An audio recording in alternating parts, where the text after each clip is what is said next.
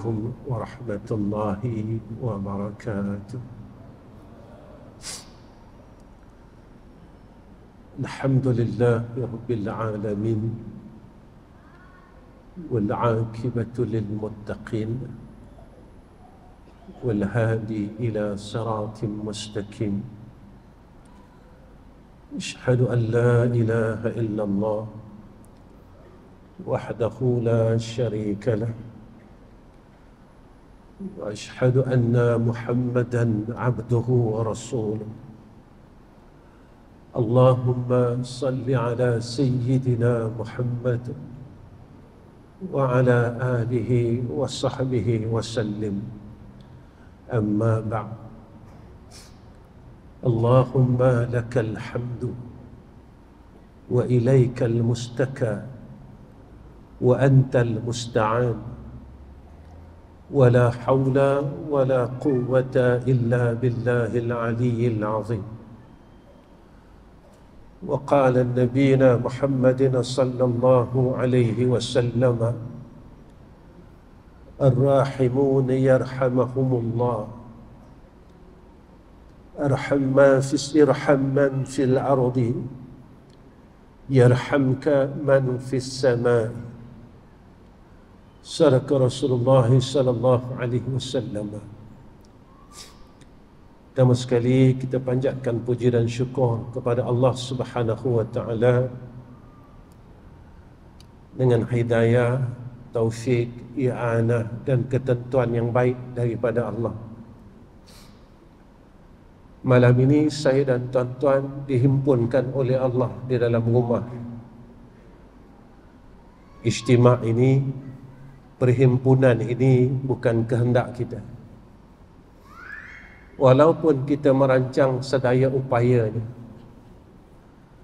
tetapi jika tidak dengan kehendak Allah Subhanahu wa taala, dia tidak akan terjadi.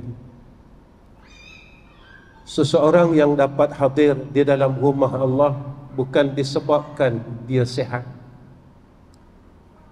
Seseorang yang dapat hadir di dalam rumah Allah bukan disebab ia ada harta untuk dapat datang di rumah Allah.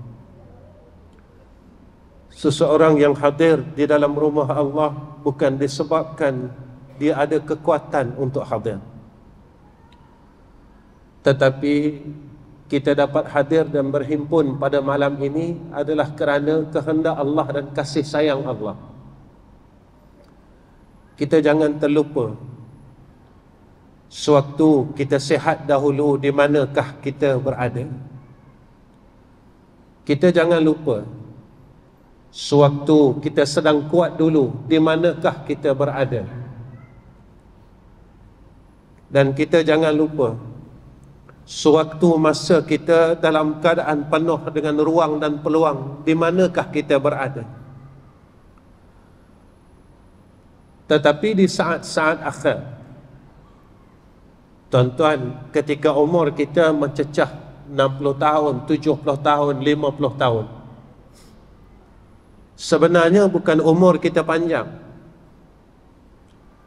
tetapi perjalanan hidup kita telah mula semakin pendek.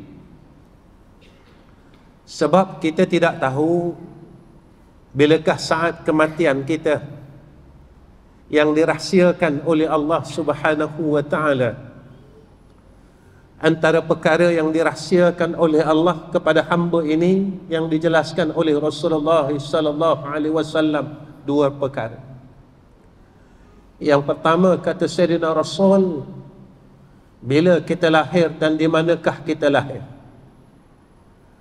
Yang keduanya, bilakah kita mati dan di manakah kita mati. Tidak ada siapa yang tahu bilakah kita akan dimatikan oleh Allah dan di manakah kita akan dimatikan oleh Allah. Maka apabila umur kita makin bertambah, pada tatkala itu perjalanan hidup kita ini sebenarnya semakin singkat, semakin pendek. Bukan umur kita semakin panjang, tuan-tuan, tetapi umur kita mula semakin pendek. Sebab itu apa kata Rasulullah sallallahu alaihi wasallam, al-kayyisu man dana nafsahu wa amila lima ba'dal maut.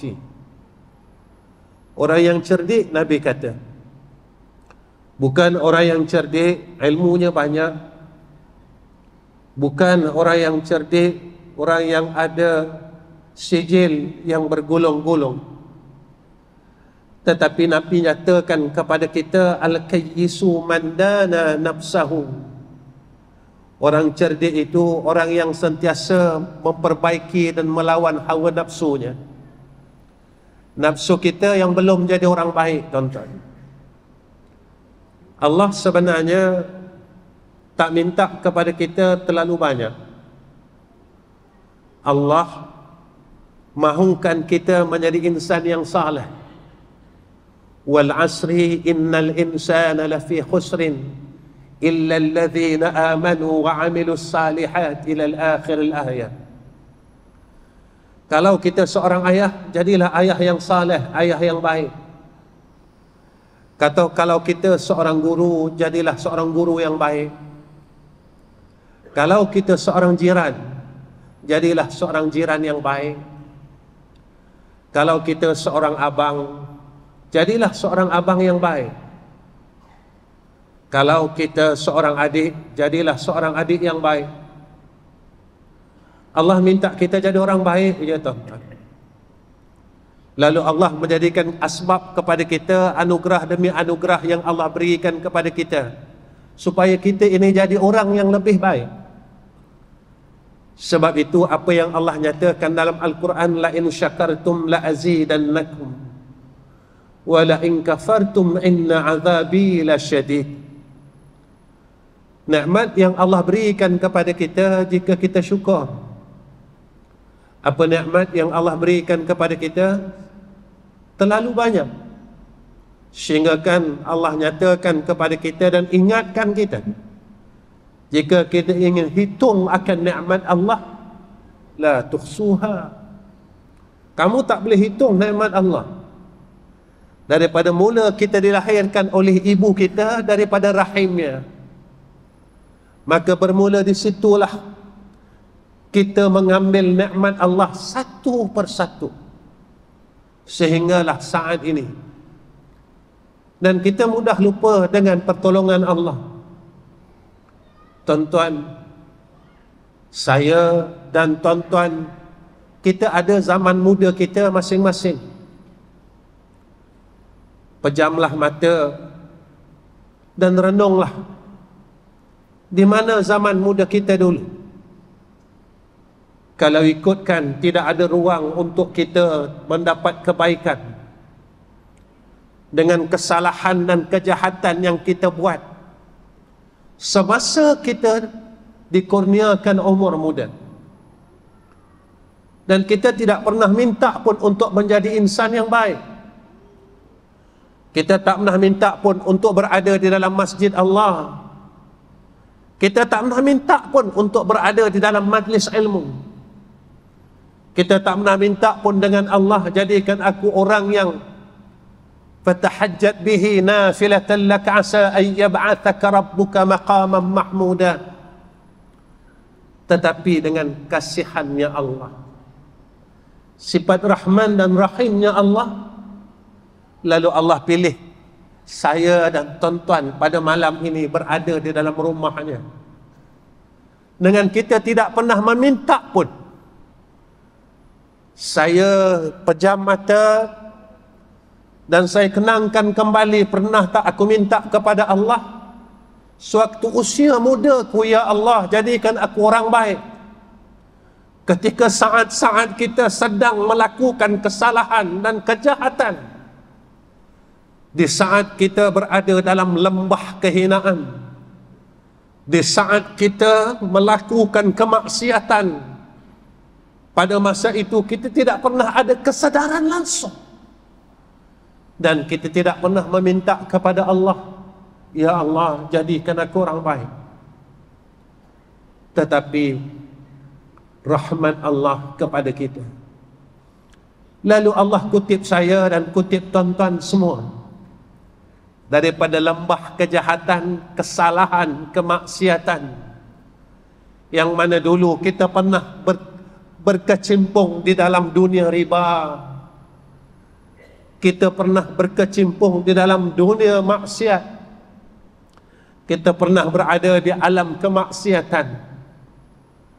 Tetapi dengan kasih sayang dan rahmat Allah, lalu Allah ambil kita semua. Allah ambil saya dan Allah ambil tuan-tuan, dan Allah letakkan kita di dalam rumahnya. Maka Allah janjikan kepada kita, siapa yang masuk ke dalam rumah Allah, maka Allah menjanjikan keamanan kepadanya, ketenangan kepadanya. Kerana apa, tuan-tuan? Kerana di rumah Allah inilah kita dapat meruangkan masa, menjadikan kita ingat kepada Allah Subhanahu wa ta'ala. Kerana Allah janji kepada kita, ala bi dzikrillahi tatma'innul qulub. Ingat Allah, hati kita menjadi semakin tenang. Maka Allah jemput kita menjadi duyufnya. Allah jemput kita menjadi tetamu Allah, supaya kita berada di dalam rumah Allah. Lalu kita diberikan rahmat demi rahmat, kasih sayang demi kasih sayang. Sebab itu tuan-tuan, apabila kita ini yang disebut oleh Rasulullah sallallahu alaihi wasallam, al-kayyisu man dana nafsahu wa amila lima ba'dal maut. Orang yang cerdik, kata Nabi, mereka yang sentiasa melawan hawa nafsunya.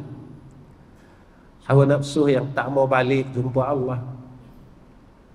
Nafsu yang mula dah sayang dunia ini. Nafsu yang tak mau tinggal dunia ini. Nafsu yang seolah-olah yang telah mula takut dengan kematian, yang telah mula sayangkan kehidupan ini.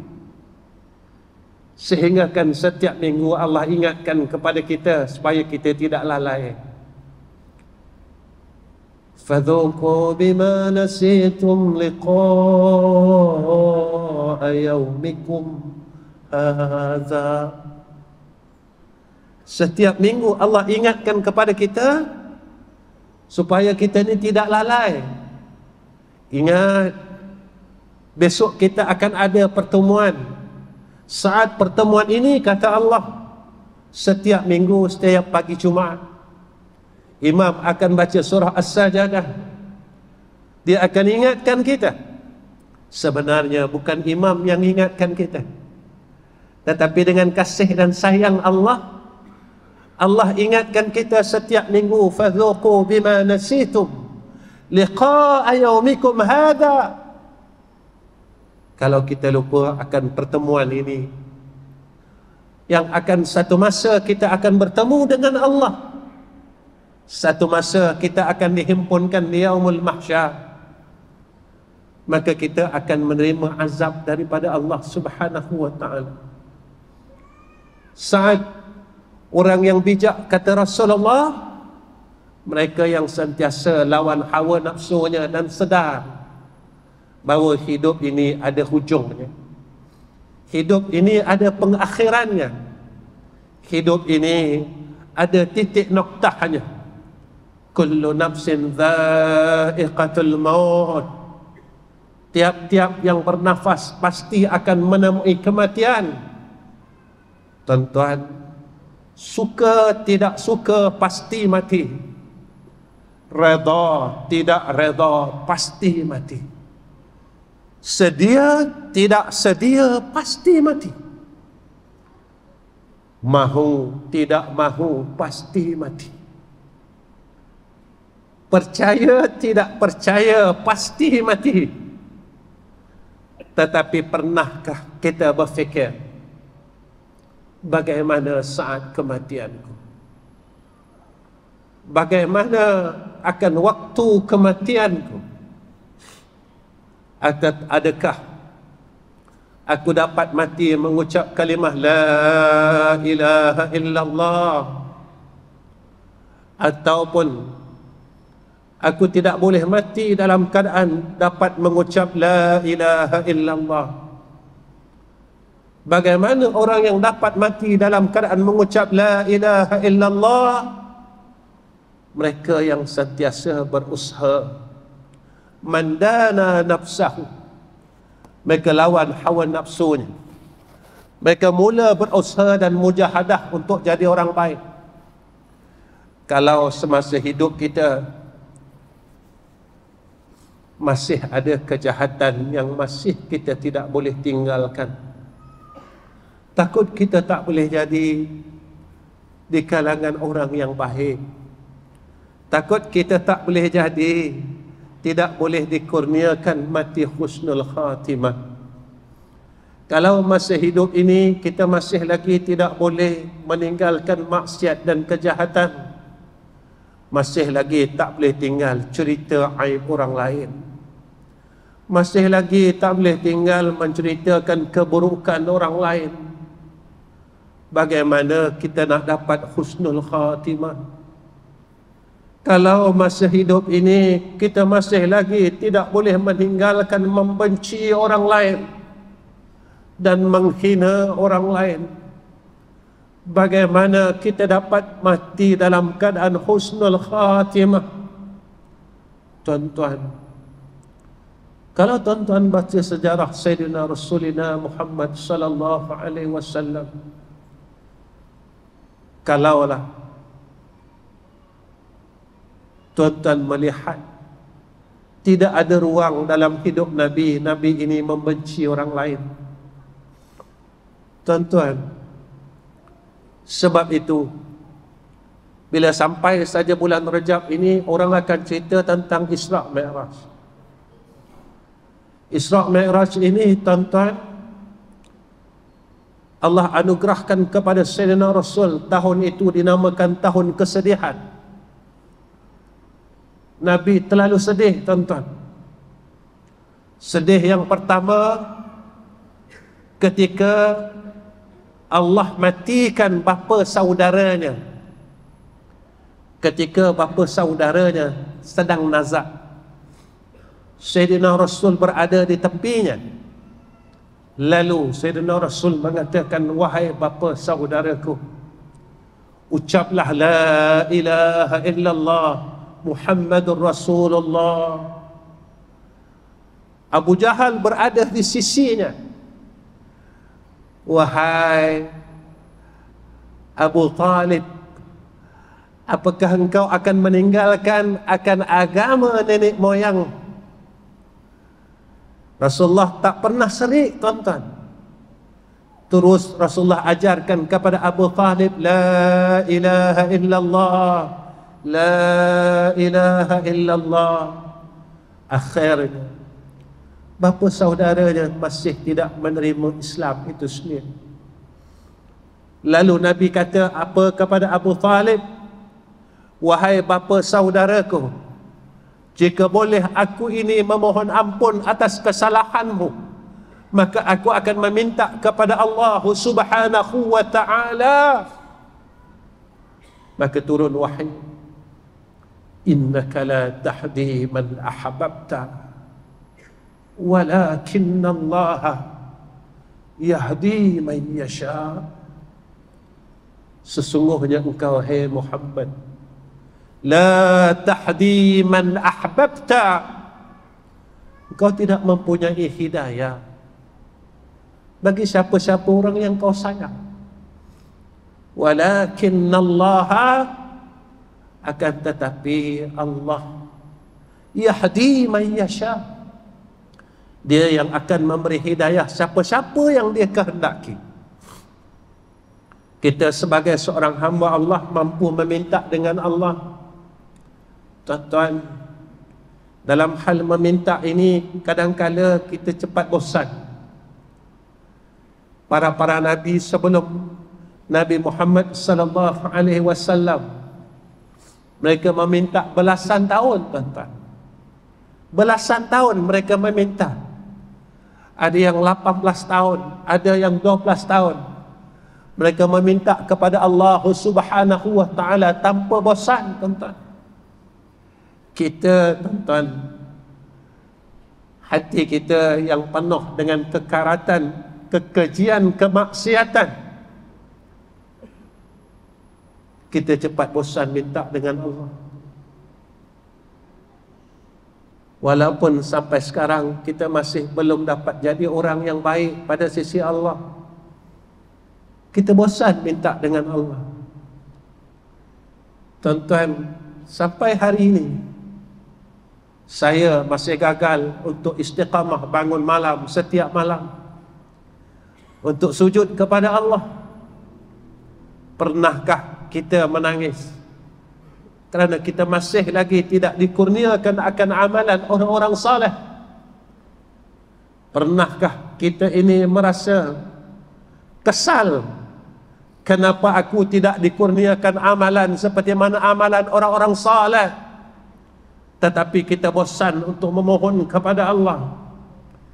Kita tak mahu berusaha dan berijtihad, bersungguh-sungguh untuk minta jadi orang baik, untuk meninggalkan segala kejahatan. Tuan-tuan, sampai sekarang kita tak mampu lagi untuk menyayangi orang lain macam Nabi sayang umat ni. Bila sebut Isra Mi'raj, ia berlaku pada tahun kesedihan, kata ulama. Selepas kewafatan, selepas kematian bapa saudaranya, Nabi ditinggalkan oleh orang yang Nabi paling sayang dalam kehidupannya, iaitu isterinya. Allah panggil isterinya, tuan-tuan, Siti Khadijah. Tuan-tuan tahu tak Siti Khadijah ni macam mana? Wahai muslimat sekalian, Siti Khadijah inilah tulang belakang Rasulullah sallallahu alaihi wasallam. Siti Khadijah lah kekuatan Rasulullah sallallahu alaihi wasallam. Satu hari, tuan-tuan, Rasulullah balik. Rasulullah mendengar suara tangisan seorang perempuan di dalam rumahnya. Dan Rasulullah teliti dan dengar seelok-eloknya suara yang sedang menangis itu adalah suara isterinya. Lalu Rasulullah masuk dan memberi salam kepada Sayyidatina Khadijatul Kubra. Wahai isteri, kenapakah engkau menangis? Wahai kekasihku. Maka Siti Khadijah berkata kepada Rasulullah sallallahu alaihi wasallam, ya Rasulullah, aku sudah miskin, kata dia. Maka Rasulullah bertanya, apakah engkau menyesal berkahwin dengan aku? Dulunya engkau kaya, wahai Khadijah. Sekarang kau miskin, kau menyesal kan? Apakah dengan sebab itu engkau menangis, wahai isteriku? Khadijah kata, tidak ya Rasulullah. Aku menangis sebab sudah tidak ada harta untuk aku bantu engkau ya Rasulullah. Hari ini aku berwasiat, selepas kewafatanku dan kematianku, kata Khadijah, jika tulang belulangku, kata Khadijah kepada Rasulullah, laku untuk engkau gadaikan dan engkau jual, maka juallah Rasulullah, dan jadikanlah hasil jualan tulang belulang aku ini, kata Khadijah, maka engkau gunakanlah untuk engkau tegakkan agama Allah, untuk engkau sebarkan agama Allah. Tuan-tuan, tuan-tuan dapat tak isteri macam tu? Wahai muslimat yang di belakang, ada tak jiwa kita semacam itu demi agama Allah? Tuan-tuan, jikalah hari ini Rasulullah hidup.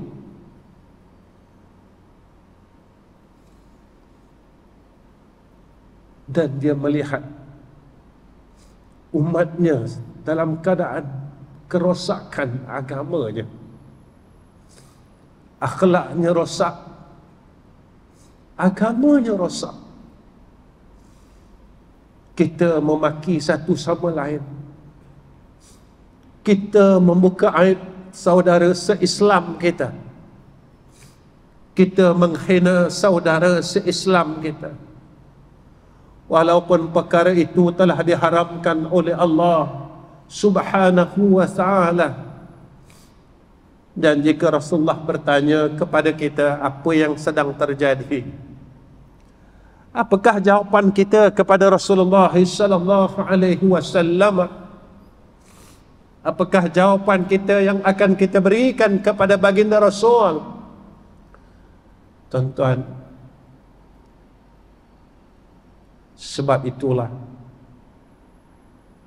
apabila kita berijtihad untuk menjadi orang yang saleh, maka kita dalam rahmat Allah. Sebab itu Nabi sambung lagi hadis ini, al-kayyisu man dana nafsahu wa amila lima ba'dal mauti. Orang yang cerdik, kata Rasulullah, yaitu orang yang beramal bagi barang selepas kematiannya. Saya renung diri saya. Tuan-tuan, renunglah diri tuan-tuan sekalian. Kalaulah malam ini malam terakhir, bolehkah kubur kita seluas seperti mana doa di dalam doa tahlil? Orang doakan kita, kubur kita dikurniakan raudhatun min riyadil jannah, dihiasi, dikurniakan kebun daripada kebun jannah Allah. Saya renung diri saya, dan tuan-tuan renunglah diri tuan-tuan. Apa yang sedang kita buat? Apa amal soleh kita yang boleh kita banggakan? Kalaulah malam ini Allah cabut roh kita daripada jasad, maka kata ulama, 4 perkara yang akan diragut daripada anak Adam tanpa keizinan kita. Yang pertama, roh akan diragut daripada jasad kita tanpa keizinan kita, tuan-tuan. Malaikat tak minta izin kita. Malaikat nak ragut nyawa kita, nak cabut roh kita daripada jasad, malaikat tak minta izin kita, tuan-tuan. Siapa kita? Kita orang kaya di dalam dunia. Malaikat tak mahukan harta kita, walau kita berikan seluruh harta kita di dalam hidup kita. Tangguhkan kematianku, ambillah sebagai imbal gantinya harta yang ada pada hidupku ini. Maka malaikat kata, tidak boleh. Fa idza jaa ajaluhum la yastakhiruna sa'atan wa la yastakdimun. Ajal ni bila sampai, dia tak akhir, dia tak dulu, maka malaikat tetap ragut nyawa kita. Apa yang kena fikirkan, tuan-tuan? Kalaulah malam ni malaikat ambil nyawa kita, apa amal saleh yang kita boleh banggakan?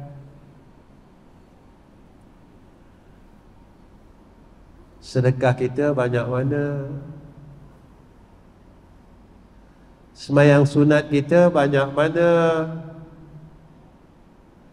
Baca Quran kita banyak mana? Selawat kita banyak mana? Zikir kita banyak mana? Tuan-tuan, dalam dunia ni hidup ada masa. Ada orang yang Allah bagi 40 tahun, itulah masa dia dunia ni. Ada orang Allah bagi 70 tahun, itulah masa. Ada orang Allah bagi 90 tahun, itulah masa. Tetapi kehidupan akhirat tak ada masa. Tak ada masa, tak ada had. Kalau sakit di akhirat tak ada batas. Azab di akhirat tidak ada batas, tidak ada had. Kenikmatan di akhirat tidak ada had dan tidak ada batas. Sebab itu tuan-tuan, apa yang diingatkan oleh Nabi kepada kita, kita ni besok tak boleh tinggalkan padang mahsyar sebelum Allah tanya kepada kita beberapa perkara. Selesai benda tu, baru boleh kita tinggalkan padang mahsyar. Pertama, Allah tanya kita dengan umur. Aku bagi umur, kau buat apa? Daripada umur 15 tahun sampai kita mati, kita pun cerita dengan Allah. Ya Allah, masa umur aku 20 tahun, aku tinggal semayang, aku main bola pakai seluar pendek, ya Allah, 10 tahun. Ya Allah, aku pernah tak puasa. Ya Allah, aku pernah tipu orang. Ya Allah, ya Allah. Tapi dengan kasih sayang kau ya Allah, mula umur aku 50 tahun sehinggalah 70 tahun aku dapat buat baik ya Allah. Aku dapat semayang, aku dapat pergi masjid, aku dapat baca Quran ya Allah. Kita lupa dalam masa kebaikan yang kita buat, puasa sunat Isnin Khamis, kita masih tak tinggal mengumpat, kita masih tak tinggal bergaduh, kita masih tak tinggalkan putus silaturahim, kita masih tak tinggalkan hasad dengki.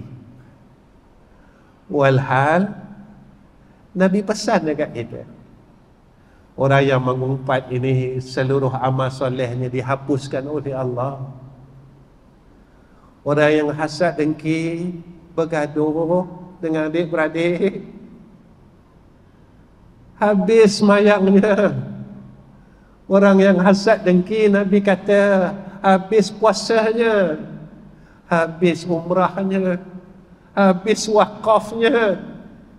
Nabi kata, hasad dengki ini dia memakan amal yang saleh seperti mana api yang sedang memakan kayu-kayu yang kering, satu pun tidak ditinggalkan. Habis bab umur, Allah tanya lagi, harta yang aku bagi, ke mana kau salurkan? Aku bagi duit, aku bagi itu, kau buat apa? Satu ditanya oleh Allah. فَمَنْ يَعْمَلْ مِثْقَالَ ذَرَّةٍ خَيْرًا يَرَهُ وَمَنْ يَعْمَلْ مِثْقَالَ ذَرَّةٍ شَرًّا يَرَهُ. Peragut yang kedua tuan-tuan, maka kata ulama, harta yang kita himpunkan di dalam dunia ini akan diragut oleh ahli waris kita. Duit yang kita sayang-sayang, tanah yang kita sayang-sayang, harta yang kita sayang-sayang masih hidup ini, sebenarnya Allah dah ingatkan kita tuan-tuan. Apa kata Allah?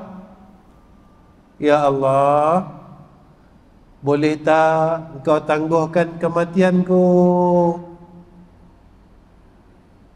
Allah tanya nak buat apa? Kita cakap apa dengan Allah? Ya Allah, harta yang ada dekat aku ni aku nak sedekahkan ya Allah. Harta yang ada pada aku ni ya Allah, yang kau bagi ni, anugerah engkau ni ya Allah, aku nak kembalikan kepada kau semula ya Arhamar Rahimin. Tuan-tuan, sebab itu hadis ini terlalu popular dan tuan-tuan selalu dengar. Bila mati anak Adam, terputus segala amalannya melainkan 3 perkara. Kenapa saya bawa cerita ni, tuan-tuan? Sebenarnya saya minta maaf lebih dahulu kepada tuan-tuan.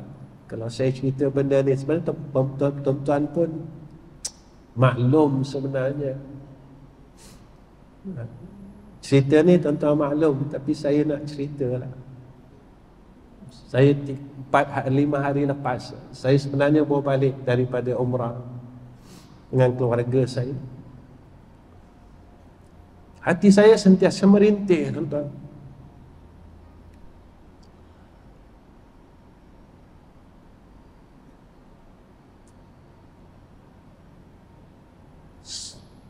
Saya buat haji tahun 1993.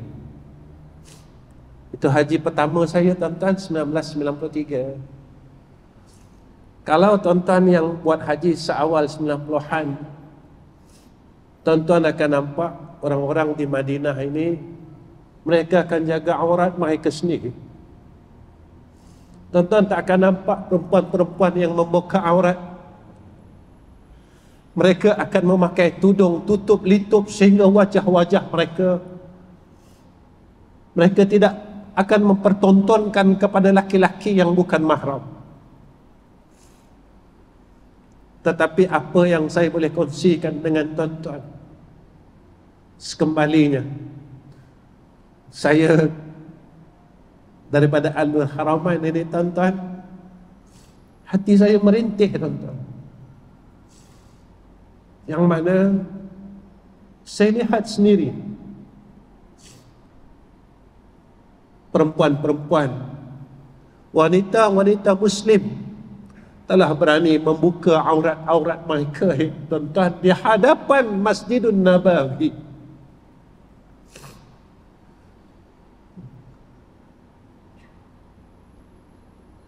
Hati saya sentiasa merintih kepada Allah. Ya Allah, jikalah saat ini kekasihmu Sayyidina Rasul masih hidup dan melihat keadaan ini, bagaimanakah akan perasaan Rasulullah sallallahu alaihi wasallam?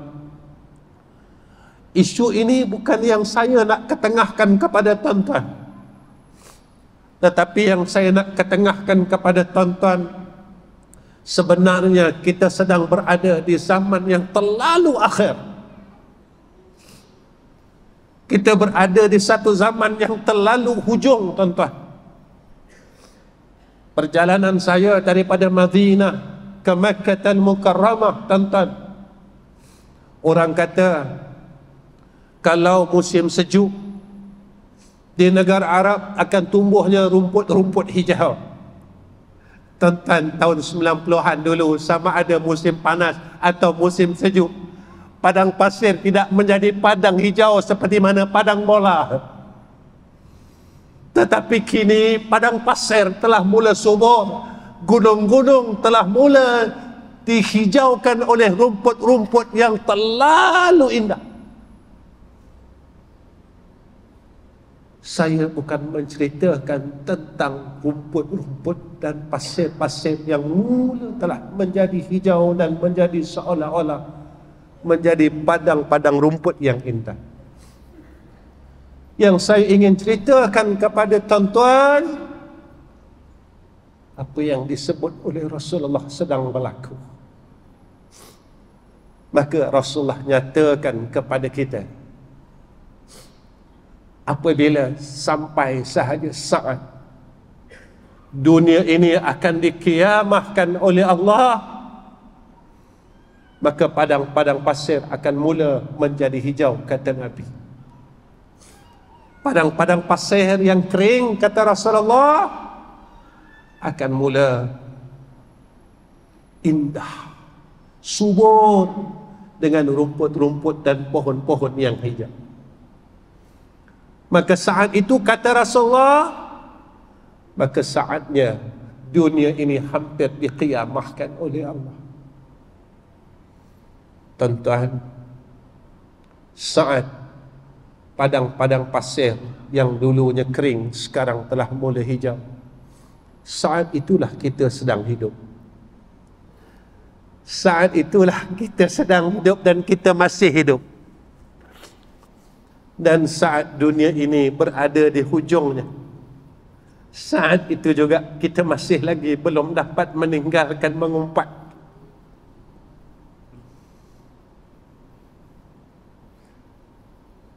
Kita masih lagi belum dapat istiqamah untuk bangun malam.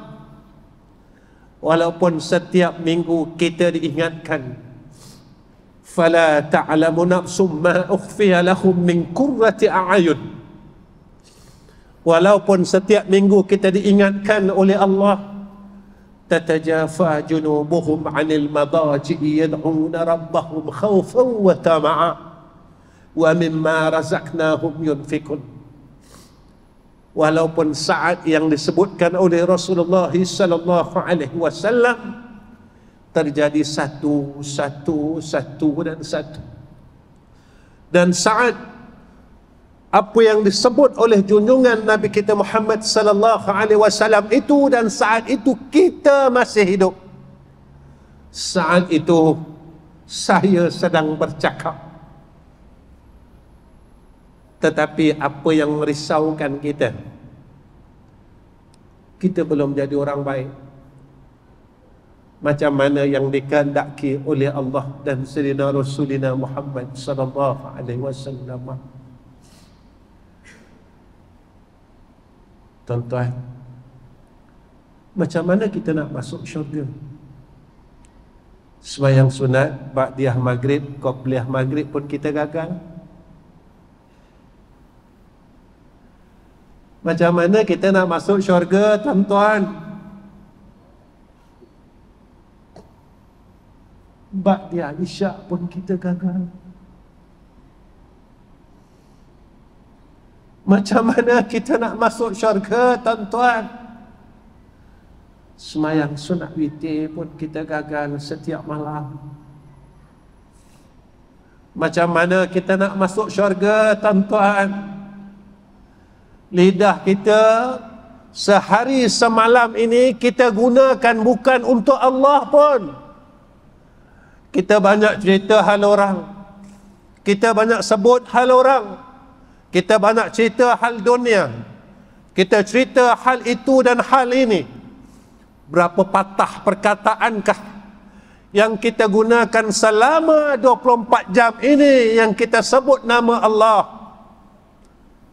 Tuan-tuan, saya renungkan diri saya, tuan-tuan renungkanlah diri tuan-tuan. Allah ingat tak kat kita? Ingat. Apa kata Allah? Surah Yasin. Sekejap lagi saya berhenti. Al-yawma nakhtimu ala afwahihim wa tukallimuna aydihim wa tashhadu arjuluhum bima kanu yaksibun. Tuan-tuan ingat tak ayat ni? Semua orang ingat kan? Kita baca Yasin dulu setiap malam Jumaat. Al-yawma nakhtimu ala afwahihim. Besok dekat akhirat, saya, tuan-tuan semua, kita akan jumpa dekat sana. Saya, tuan-tuan semua, kita akan berhimpun dekat sana. Al-yawma nakhtimu ala afwahihim. Allah akan kunci mulut kita. Sebab masa dalam dunia kita pandai bagi alasan, kita pandai bagi sebab, kita pandai bagi alasan. Kenapa tak baca Quran hari ni?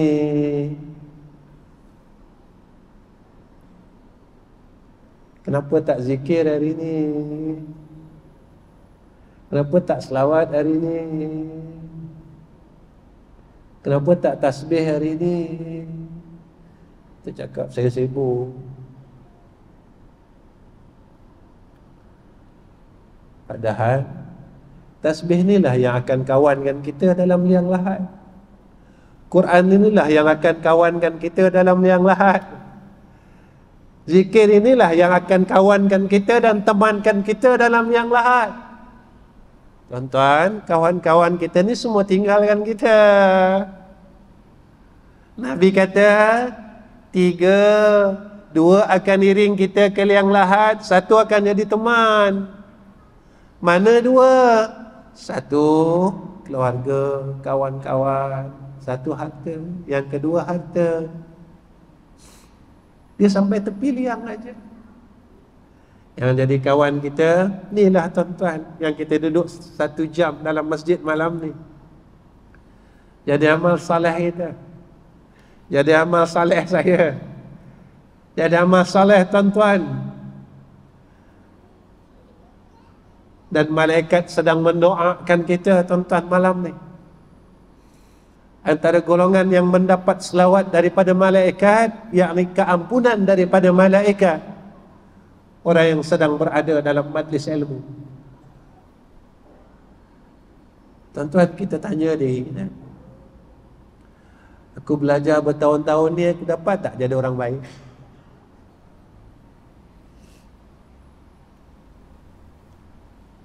Ilmu yang ada dekat aku ni boleh tak pimpin aku jadi orang baik? Inilah besok tuan-tuan, al-yawma nakhtimu ala afwahihim wa tukallimuna aydihim. Tangan kita ni akan cakap ni tuan-tuan. Ni tangan kita ni cakap besok depan Allah. Semua benda dia cakap. Ya Allah, dulu masa aku kerja, aku dah tipu claim mileage.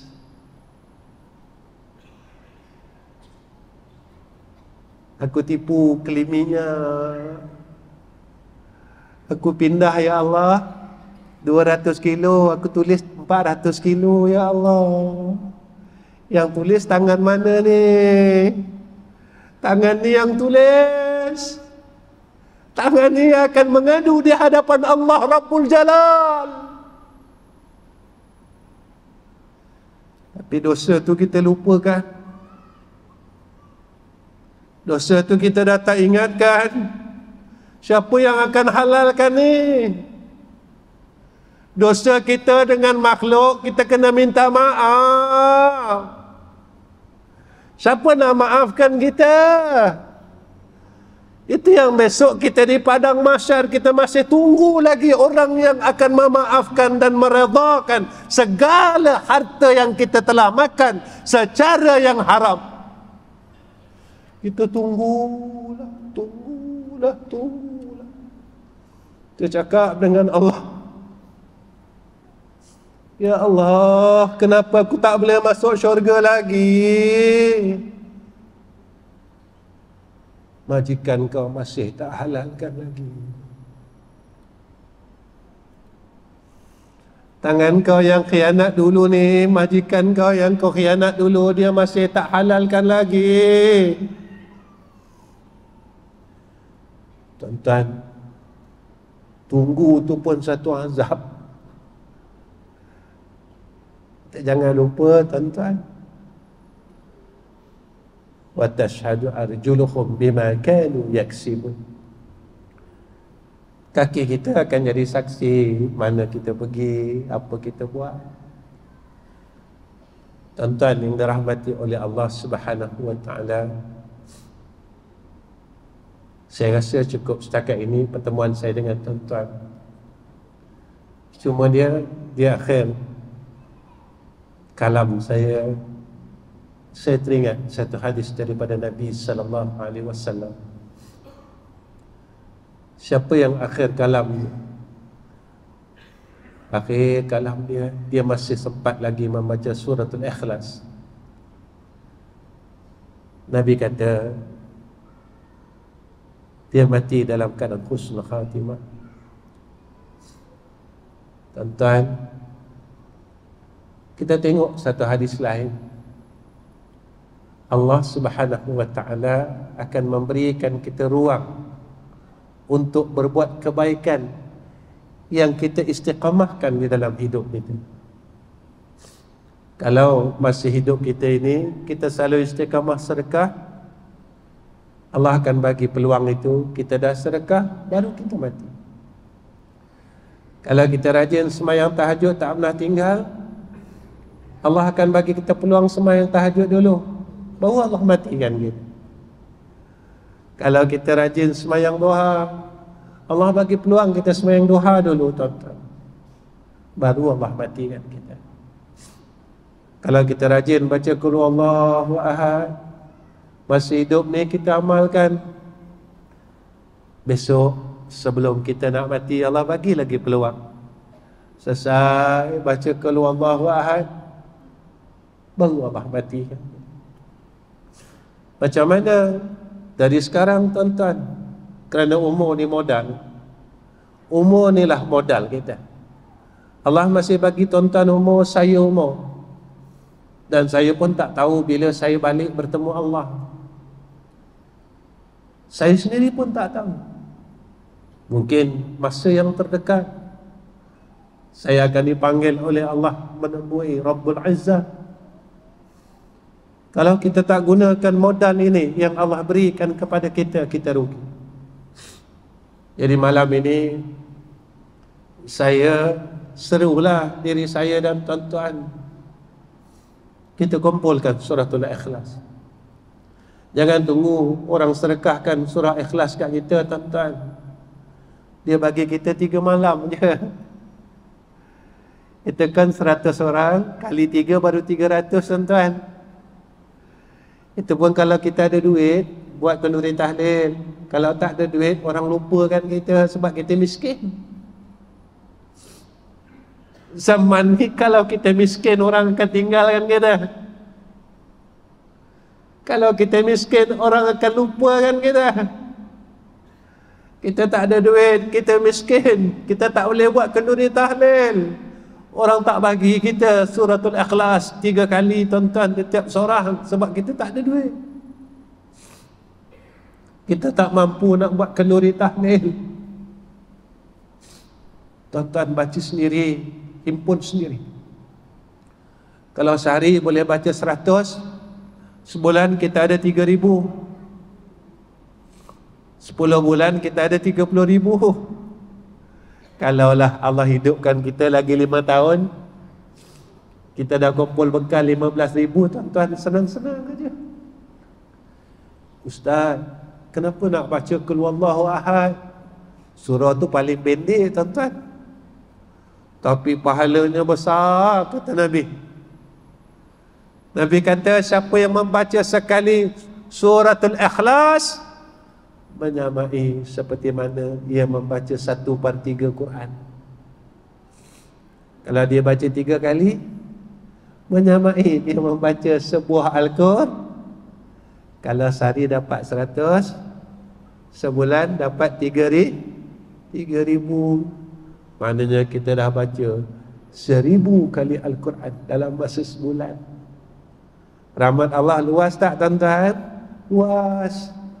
Allah tahu kita malas, tapi untuk kita baca Al-Ikhlas 3 kali itu pun jika tidak ada hidayah dan rahmat Allah, kita tak akan mampu untuk mengungkapkan suratul Ikhlas.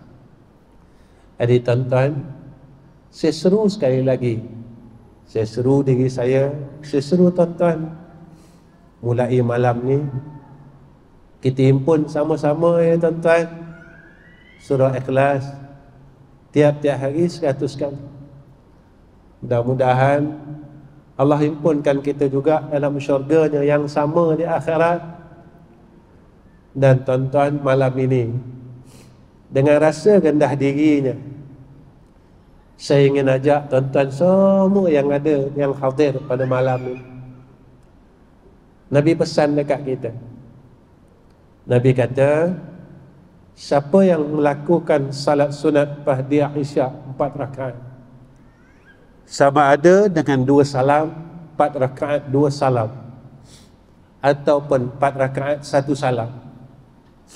Maka Nabi kata, seumpama ia telah salat pada malam Lailatul Qadar. Saya ulang tuan-tuan. Nabi pesan, siapa-siapa yang melakukan salat sunat ba'da Isya 4 rakaat, 2 salam, 4 rakaat 2 salam, 4 rakaat 1 salam, maka Nabi kata, seperti ia telah melakukan salat pada malam Lailatul Qadar. Malam ni saya ajak tuan-tuan semua, jangan lepaskan peluang ni. Malam ni kita yang hadir, kita tunjukkan dengan Allah, ya Allah, kalaulah inilah malam yang terakhir bagiku, jadikanlah asbab ibadah aku ini, ya Allah, aku boleh masuk syurga Engkau, ya Arhamar Rahimin. Kita takut besok kita tidak berpeluang lagi untuk melihat dunia ini. Maka saya seru diri saya dan tuan-tuan semua sebagai keluarga saya, mudah-mudahan kita sambutlah akan ajakan dan seruan daripada Rasulullah SAW. Mudah-mudahan kita semua mendapat rahmat Allah. Tuan-tuan yang dirahmati sekalian, saya akhirkan kuliah saya pada malam ini dengan saya meminta 3 perkara kepada tuan-tuan. Yang pertama, saya minta tuan-tuan tolong doakan saya, isteri dan anak-anak saya, menantu saya, cucu-cucu saya. Mudah-mudahan kami dapat jadi orang baik, kami dapat mati dalam keadaan seperti mana Allah matikan orang-orang baik, dan kami dapat berada di tempat orang-orang baik di alamul barzah dan juga di yaumul akhirah. Yang keduanya, saya minta tuan-tuan tolong doakan ketiga-tiga madrasah saya yang disebut oleh Tuan Pengurusi tadi. Saya minta tuan-tuan doakan, mudah-mudahan Allah permudahkan segala urusan pengurusan madrasah kami. Madrasah kami yang di Kuala Kubu itu umur dia 40 tahun, hasil peninggalan arwah ayah saya, almarhum Ustaz Ghazali Hasbullah. Dan madrasah yang di Batang Kali, Raudatul Ulum, hasil daripada tangan saya sendiri, umurnya 24 tahun. Sekarang masih beroperasi. Dan satu madrasah di Kuala Terengganu itu baru saja kami buka atas permintaan seorang sahabat kami di Kuala Terengganu yang berhajat sangat untuk saya buka satu madrasah di sana. Walaupun saya telah menolaknya berkali-kali, tetapi dengan ketentuan Allah saya terima juga tuan-tuan. Sebenarnya saya tak ada keperluan nak buka sekolah lagi sebab saya ada 2 sekolah. Tapi sebab itulah tuan-tuan, tak ada siapa boleh menidakkan takdir Allah. Tak ada siapa boleh menidakkan takdir Allah. Jadi saya terima juga tuan-tuan tanah itu seluas 4 ekar.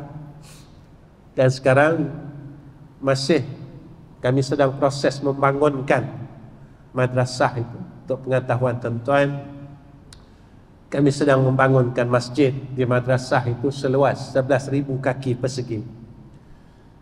Dan jika tuan-tuan ingin membantu untuk pembinaan masjid tersebut, tuan-tuan bolehlah salurkan terus kepada madrasah kami. Mudah-mudahan yang menjadi amal jariah kita semua.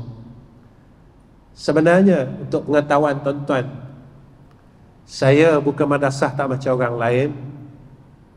Saya tak ambil pun apa-apa yuran daripada pelajar saya, yuran makan, minum, api air. Mereka nak bagi, tak bagi tak apa. Sampai sekarang 24 tahun tu tuan-tuan, saya buat sampai sekarang. Jadi ini yang saya buat selama ni. Cuma ada ruang dan peluang untuk tuan-tuan buat kebaikan. Mudah-mudahan kalau Allah panjangkan umur saya boleh bantu orang setempat lain. Untuk kita didik ummah ini. Saya nak ajak orang jadi orang alim, saya tak ada ilmu, tuan-tuan. Cuma saya boleh tunjukkan macam mana cara nak jadi orang baik. Saya berusaha nak jadi orang baik, saya belum jadi baik, tuan-tuan. Tapi kalau ramai-ramai kita dapat jadi orang baik, seronok. Ramai-ramai dapat tegur orang ni, orang ni tegur orang ni, kita jadi seronok. Lepas itu kita berusaha sebab kita sedang berada di akhir zaman. Jadi kalau tuan-tuan ingin membantu akan pembinaan madrasah ini, saya amat mengalu-alukan kepada seluruh jamaah sekalian. Dan yang ketiga, yang terakhir, saya berharap pihak masjid tidak berkecil hati kepada saya, sebab di mana-mana pun saya pergi, saya tidak menerima apa-apa sagu hati daripada masjid atas sebab kuliah ini.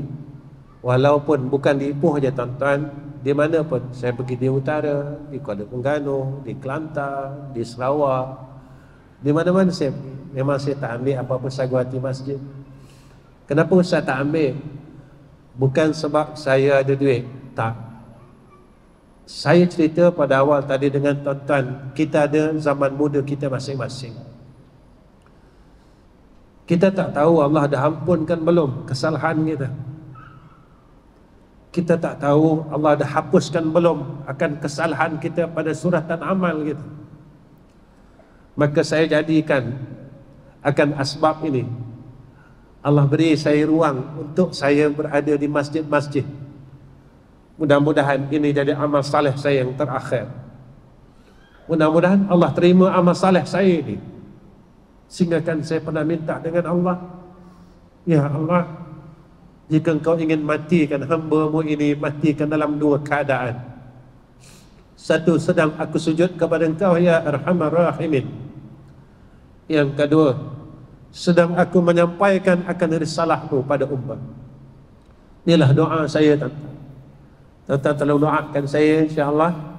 Dan saya minta ampun, minta maaf pada semua orang. Minta maaf banyak-banyak, sebab saya bukan orang alim, saya bukan orang pandai. Wa akhir kalam, Assalamualaikum warahmatullahi wabarakatuh. A'udzubillahi minasyaitanir rajim. Bismillahirrahmanirrahim. Alhamdulillahi rabbil alamin. Wassalatu wassalamu ala asyrafil anbiya'i wal mursalin wa ala alihi wa sahbihi ajma'in. Ya Allah, ya Allah, ya Allah, ya Allah, kami tadahkan dua tangan kami, ya Allah. Kami mohon rahmat-Mu, kami meminta akan kasih sayang-Mu, ya Allah. Kami mohon akan keredaan-Mu, ya Arhamar Rahimin. Ya Allah, berilah kekuatan atas kami, yang kami tidak tahu berapakah tinggal saki dan bakinya umur kami, ya Allah. Kurniakan kekuatan atas kami untuk melakukan ketaatan dan ibadah kepada Engkau, ya Allah. Ya Allah, kami tak tahu dengan berapa lamakah lagi umur kami, ya Allah. Berilah kekuatan atas kami untuk kami meninggalkan kejahatan dan kemaksiatan, ya Allah. Ya Allah, jadikan kami orang baik, ya Allah. Jadikan kami orang baik, ya Allah. Jadikan kami orang baik, ya Allah, agar kami dapat mati dalam keadaan yang baik, agar kami dapat duduk di tempat yang baik di yaumul akhirah, yaitu di jannah Engkau, ya Zal Jalali wal Ikram. Ya Allah, kami mohon kepadamu, ya Arhamar Rahimin, jadikan isteri kami di kalangan isteri yang baik, ya Allah. Jadikan anak-anak kami di kalangan anak-anak yang baik, ya Allah. Jadikan menantu kami di kalangan menantu yang baik, ya Allah. Jadikan keturunan kami dalam keturunan orang yang baik-baik, ya Allah. Dan himpunkan kami di dalam jannah-Mu besok, ya Arhamar Rahimin.